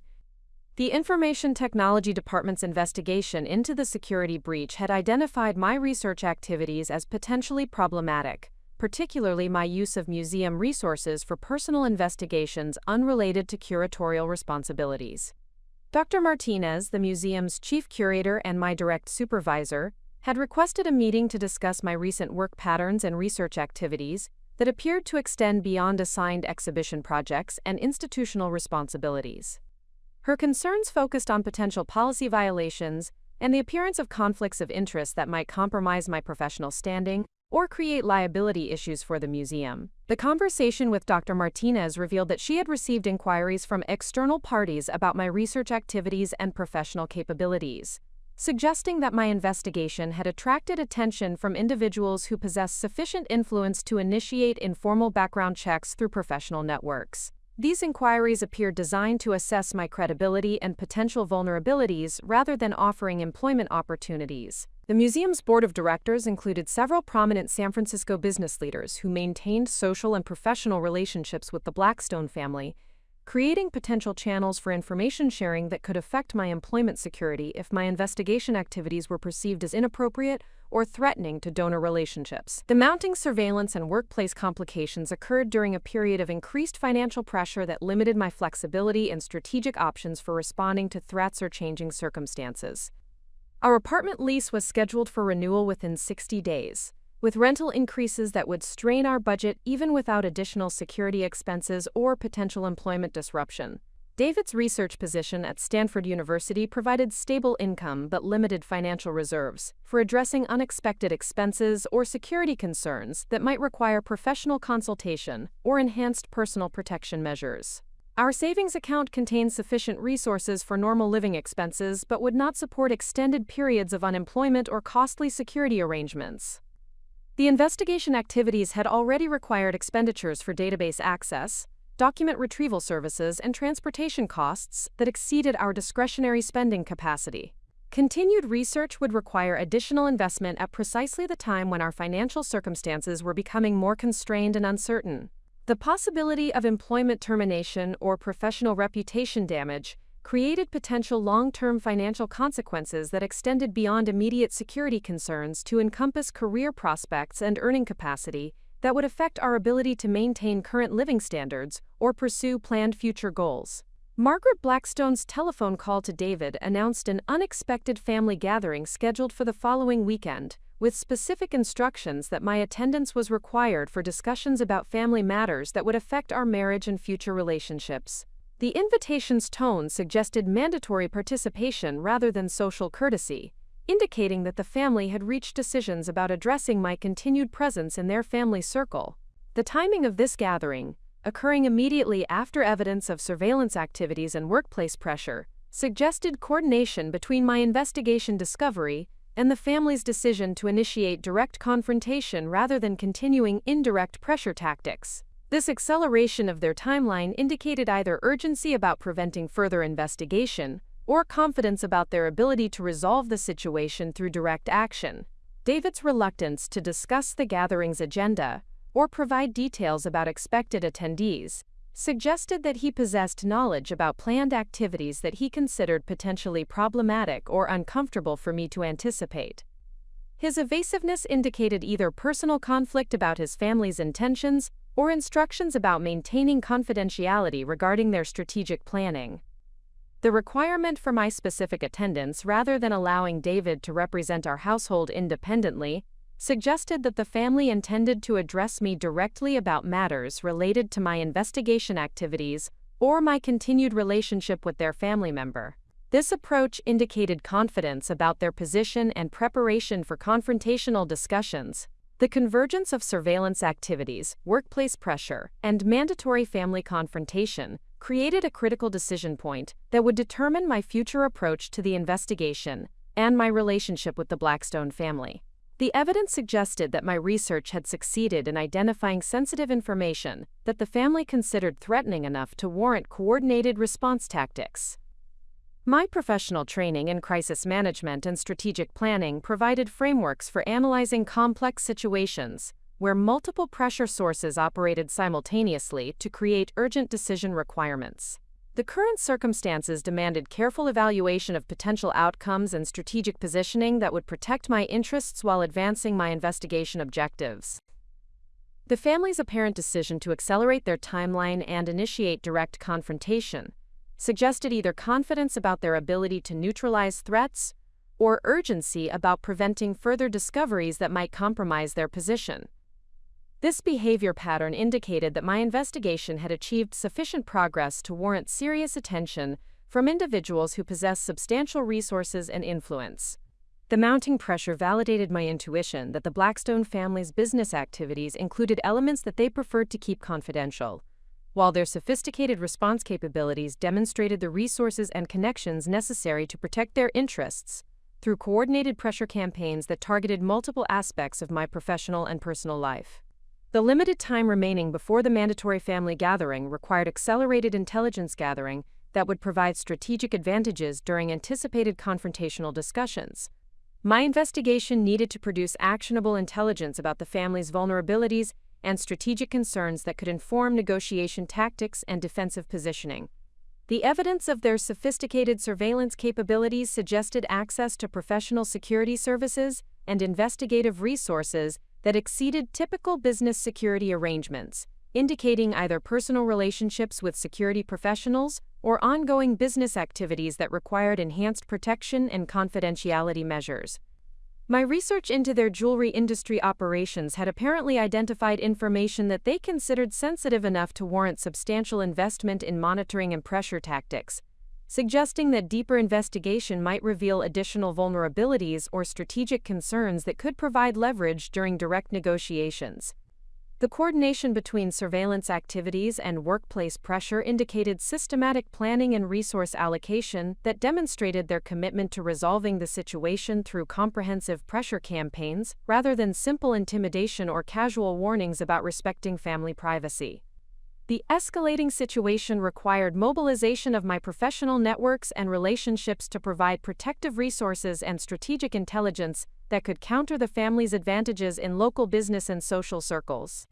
My connections within the cultural community represented potential sources of support and information that could prove valuable during direct confrontation. Dr. Rodriguez, my former graduate advisor, maintained extensive connections within California's academic and cultural institutions that included relationships with legal professionals, investigative journalists, and social justice organizations that specialized in protecting individuals from corporate intimidation or wealthy family pressure tactics.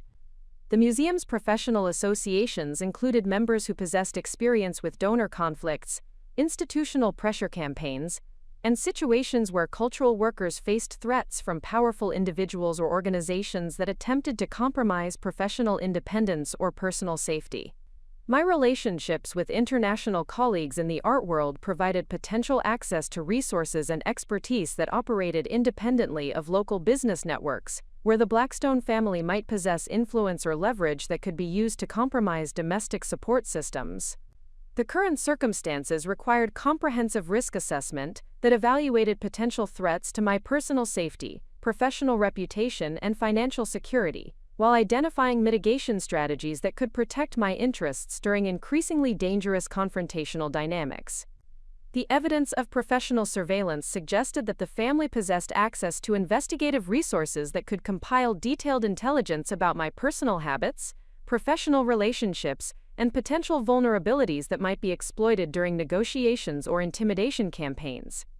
The workplace pressure indicated their ability to influence my employment security through professional networks and social connections that could affect my career prospects within the regional cultural community, where reputation and relationships determined access to opportunities and professional advancement. The financial implications of extended conflict included potential legal expenses, security costs, and income disruption that could compromise my ability to maintain current living standards or pursue alternative employment opportunities that might require relocation or career changes. The mandatory family gathering represented a critical opportunity to transform defensive positioning into strategic advantage through careful preparation and tactical planning that would enable me to address their concerns while protecting my investigation findings and future research capabilities. My approach to the confrontation would emphasize professional competence and ethical behavior while demonstrating that my investigation activities reflected legitimate curiosity rather than malicious intent or threatening behavior that warranted their extreme response measures. The evidence I had gathered about their jewelry industry operations would provide negotiating leverage while demonstrating the thoroughness and sophistication of my research capabilities, indicating that further investigation would likely yield additional discoveries that they might prefer to prevent through negotiated resolution. The family's decision to initiate direct confrontation suggested confidence about their position, but also indicated recognition that indirect pressure tactics had failed to achieve their objectives, creating opportunities for strategic repositioning that could transform conflict into mutually beneficial arrangements. The morning following my discovery of the surveillance activities, I arrived at my office to find a sealed envelope that had been placed on my desk during the early morning hours before museum opening. The envelope bore no postmark or delivery service markings, indicating hand delivery by someone who possessed access to the building or knowledge of security procedures that governed after-hours entry to administrative areas. The contents included a handwritten note on expensive stationery that read simply, "Your investigation has been noticed by others who share your concerns about the Blackstone family business activities. Meet me at Café Luna on Valencia Street today at 2 o'clock. Come alone and bring your research files.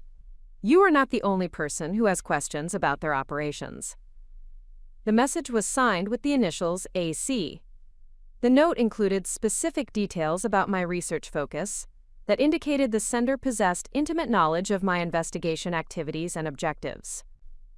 The reference to, quote, "others who share your concerns," suggested that my discoveries had confirmed suspicions or concerns that existed within broader circles of individuals who possessed their own reasons for monitoring the Blackstone family's business operations. The choice of meeting location at Café Luna represented a neutral venue in San Francisco's Mission District that would provide public visibility while offering sufficient privacy for confidential discussions. The location's distance from both the museum and the Blackstone family's usual social territory suggested careful consideration of operational security and discretion requirements. The decision to attend the meeting required careful preparation of my research materials to protect sensitive information while providing sufficient documentation to establish credibility with the unknown contact.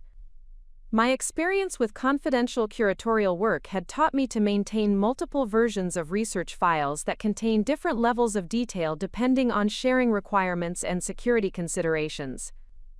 I prepared a comprehensive summary document that outlined my key discoveries about the Blackstone family's jewelry industry operations, while omitting specific details about sources, methods, and documentation that could compromise ongoing investigation activities or expose individuals who had provided assistance. This summary would demonstrate the scope of my research without revealing vulnerabilities that could be exploited if the meeting proved to be a surveillance operation. The supporting documentation included copies of public records and published materials that confirmed the family's import activities and corporate structures, without disclosing proprietary research techniques or confidential sources that had provided access to sensitive information.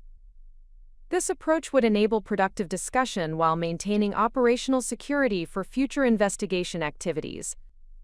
My preparation also included contingency planning for various scenarios, including potential threats, disinformation campaigns, or attempts to compromise my research through false information or deliberate misdirection designed to undermine my investigation credibility or effectiveness.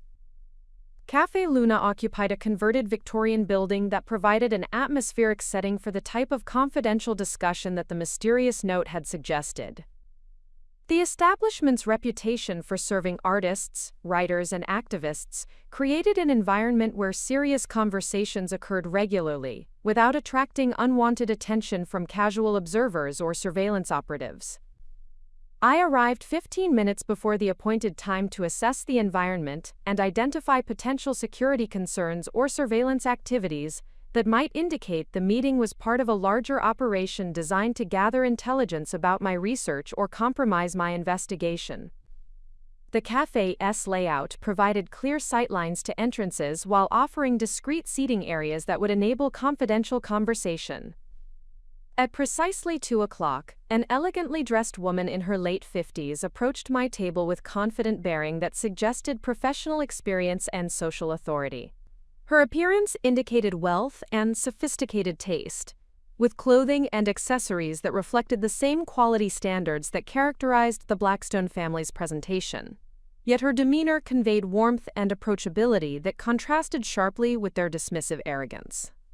"Elena Rosewood," she said, extending her hand with a firm handshake that demonstrated strength and confidence. "I am Adrienne Chen, and I have been following your investigation with considerable interest. I believe we have mutual concerns about the Blackstone family that could benefit from collaboration and information sharing."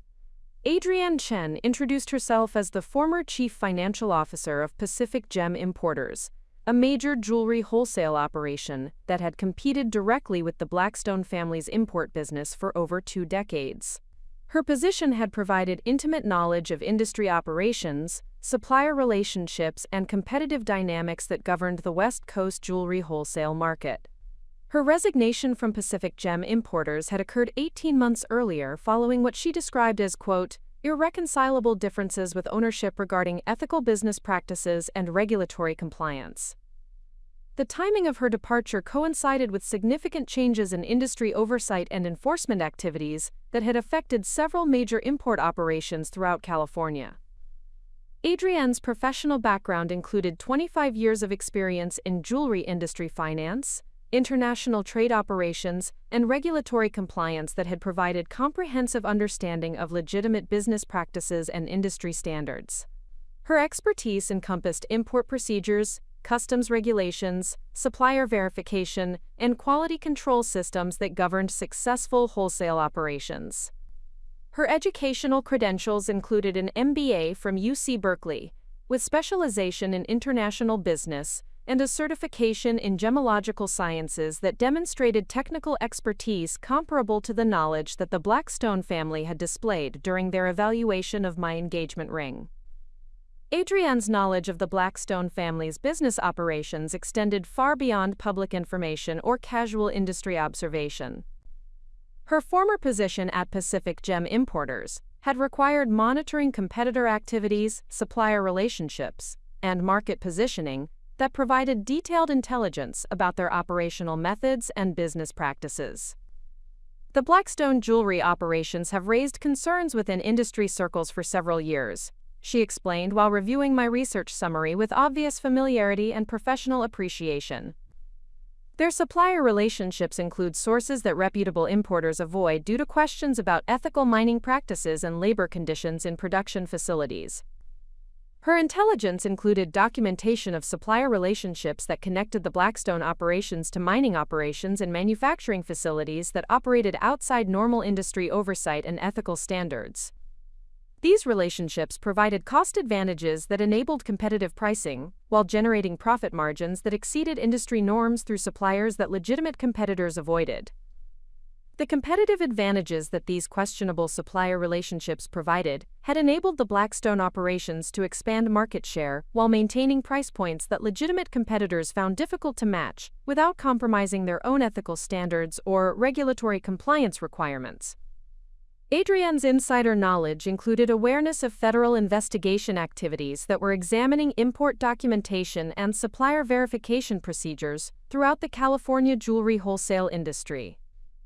These investigations had been initiated in response to concerns about illegal mining operations, worker exploitation, and customs documentation irregularities that affected multiple import businesses. The regulatory scrutiny included examination of supplier certification procedures, product origin documentation, and quality control systems that ensured imported merchandise met federal standards for consumer safety and ethical sourcing. These requirements had created compliance burdens that affected all legitimate industry participants while potentially exposing operations that relied on questionable supplier relationships. The Blackstone operations have avoided regulatory attention through careful documentation and legal compliance, but their supplier relationships raise questions about due diligence and ethical responsibility that could create future liability if enforcement priorities change or investigation scope expands. Adrienne explained with obvious concern about industry reputation and consumer protection. Her knowledge of federal enforcement priorities suggested that increased scrutiny of jewelry import operations was likely to continue and potentially intensify as regulatory agencies responded to public pressure regarding ethical sourcing and worker protection in international supply chains. The meeting with Adrienne represented an opportunity to transform my individual investigation into a collaborative effort that combined my research capabilities with her industry expertise and insider knowledge. This alliance would provide strategic advantages while distributing the risks associated with investigating powerful business operations that possessed substantial resources for protecting their interests. Adrienne's motivation for sharing intelligence included personal concerns about industry reputation and ethical standards that were being compromised by operations that prioritized profit maximization over responsible business practices.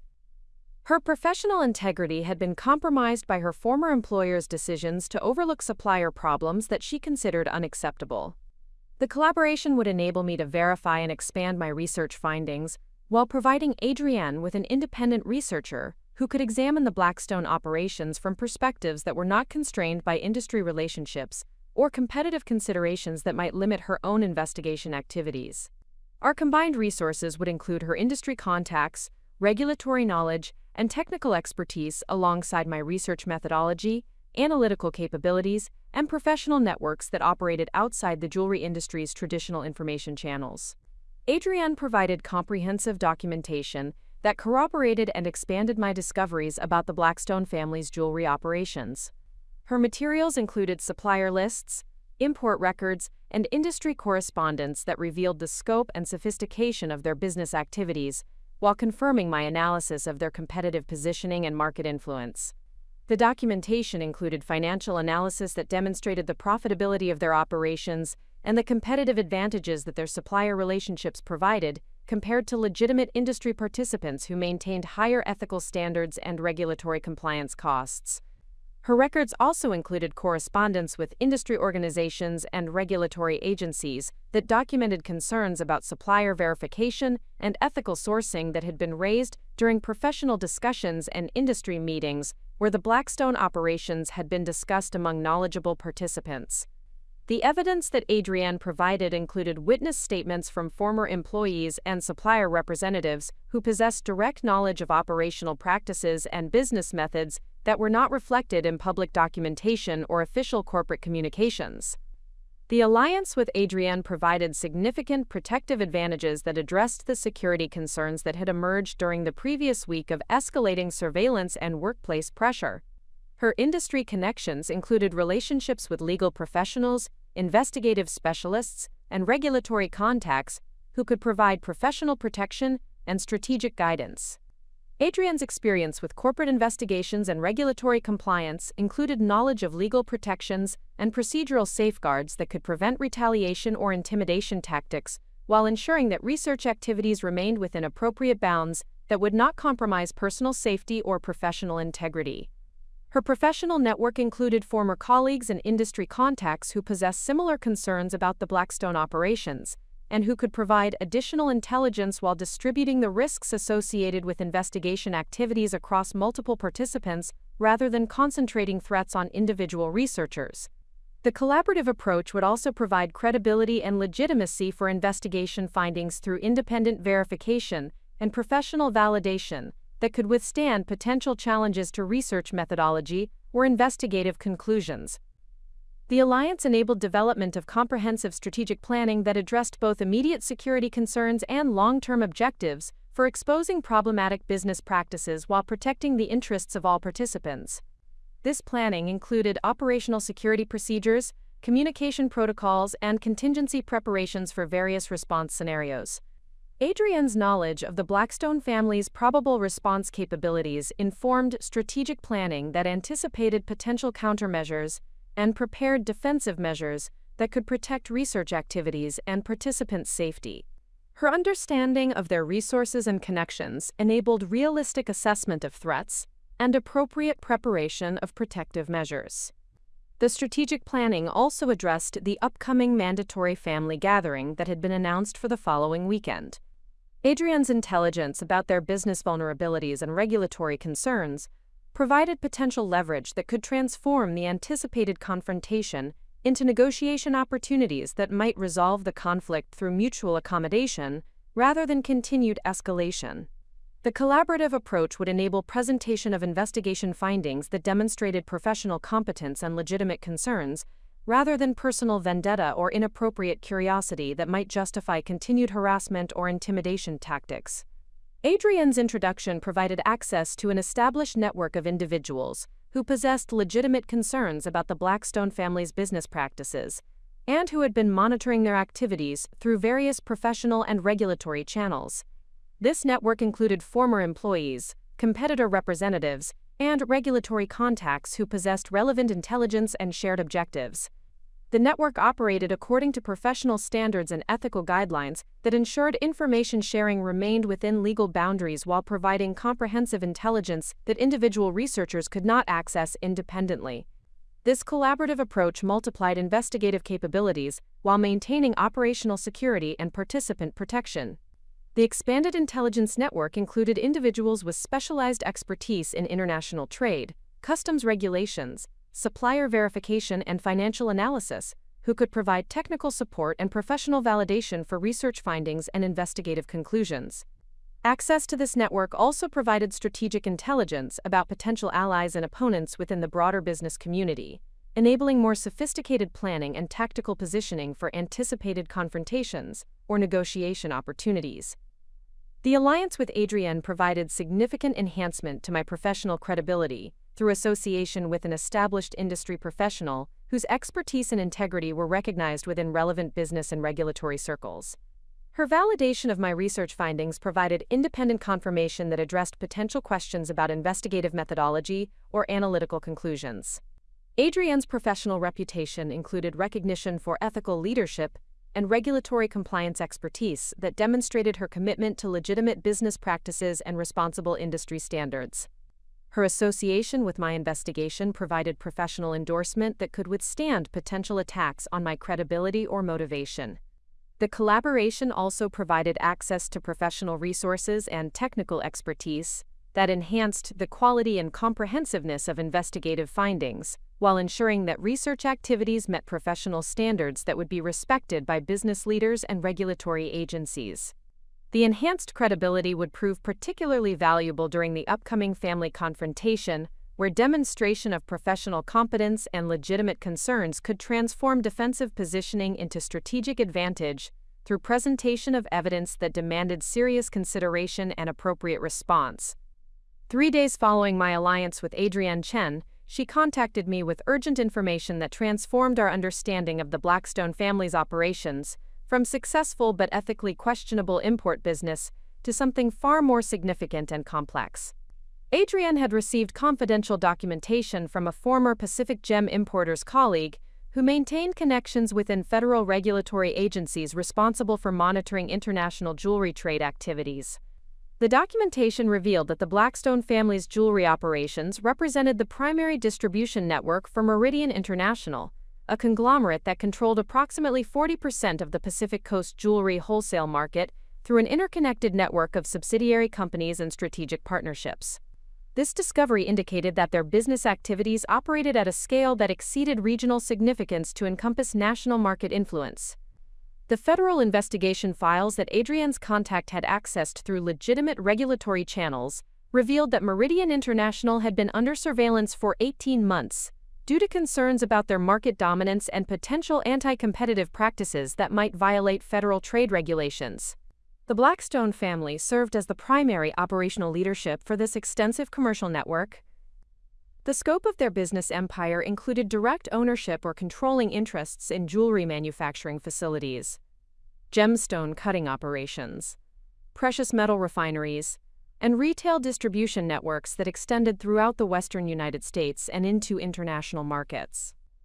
Their influence encompassed virtually every aspect of the jewelry supply chain, from raw material acquisition to consumer sales. Up next, you've got two more standout stories right on your screen. If this one hit the mark, you won't want to pass these up. Just click and check them out.